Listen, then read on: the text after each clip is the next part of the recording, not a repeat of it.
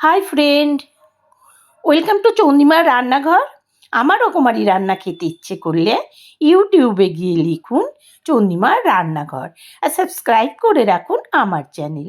আমার নতুন নতুন রান্নার আপডেট সবার আগে পাওয়ার জন্যে বেল নোটিফিকেশানটা অন করতে ভুলবেন না যেন।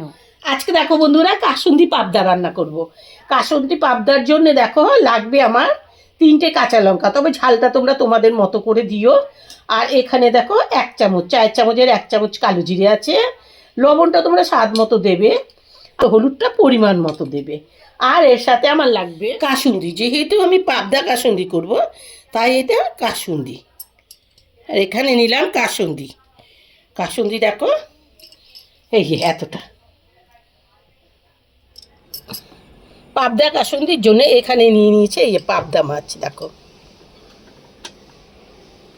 পাবদা মাছ হলুদ লবণ মাখিয়ে রাখা হয়েছে।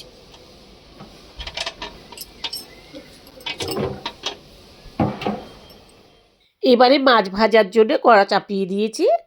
কড়াতে দিয়ে দিলাম তেল। এখানে আমি সর্ষের তেল ইউজ করেছি। তেলটা মনে হচ্ছে কম হয়েছে, আর একটু তেল এর ওপরে দিয়ে দিচ্ছি।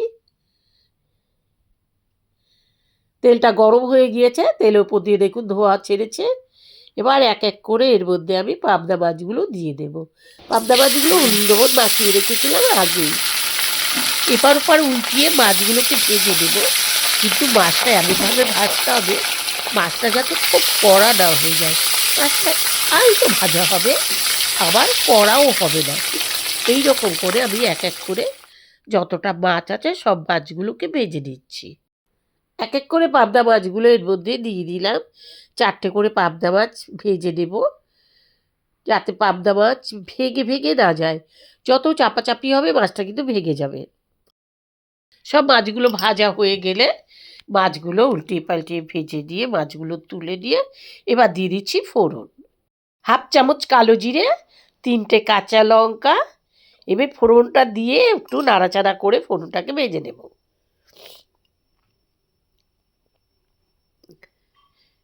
মাছ ভাজা ওই তেলেই আমি ফোড়নটা দিয়ে দিয়েছিলাম। এবার দেখো ফোড়ন ভাজা হলে পরিমাণ মতো জল দিয়ে দিচ্ছি। বন্ধুরা, তোমরা ঝোলটা যেমন রাখবে তেমন দেবে, তবে এটা কিন্তু খুব বেশি ঝোল হবে না।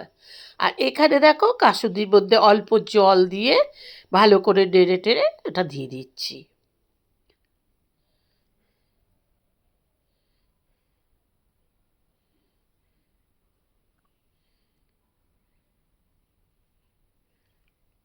পরিমাণ মতো জলটা দিয়ে এবার দেখো একটা খুন্তির সাহায্যে নেড়ে কাসুন্দিটাকে একটু ঘুটে দিচ্ছি জলের সাথে।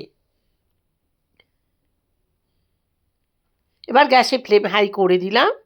দিয়ে দিচ্ছি এর মধ্যে পরিমাণ মতো হলুদ, আর দিয়ে দিচ্ছি এখন পরিমাণ মতো লবণ। হলুদ আর লবণ দিয়ে নাড়াচাড়া করে ঢেকে দেবো, আর গ্যাসের ফ্লেম হাই করে দেবো যতটা এইরকম ফুটে না যায়। যখন দেখবো ঝোলটা এইরকম ফুটে গিয়েছে, এবার দিয়ে দিলাম 1 চিমটি চিনি। এবার এর উপরে দিয়ে দেবো এক এক করে ভেজে রাখা মাছ।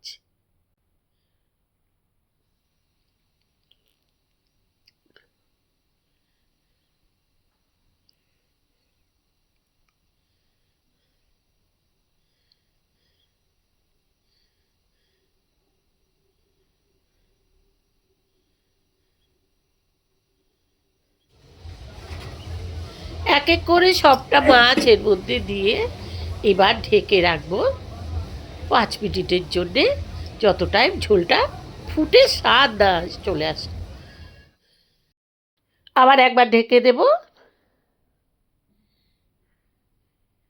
ঢাকাটা তুলে দেখছি, দেখো মোটামুটি ঝোলের কালার যেটা এসে গিয়েছে, অলরেডি হয়ে গিয়েছে। এবার গ্যাসের ফ্লেম অফ করে দেব। বন্ধুরা, তৈরি হয়ে গেল কাসুন্দি পাবদা। আমার রেসিপিটা যদি আপনাদের কাছে ভালো লেগে থাকে, লাইক শেয়ার কমেন্ট করতে একদম ভুল করবেন না। এই কাসুন্দি পাবদা রেসিপিটা বন্ধুরা ঘরে একবার তৈরি করে খেয়ে দেখুন। ভালো লাগলে লাইক শেয়ার কমেন্ট করতে একদম ভুল করবেন না। ভালো খান, সুস্থ থাকুন। আবার দেখা হবে পরের ভিডিওতে। আজকে এখানেই রাখছি।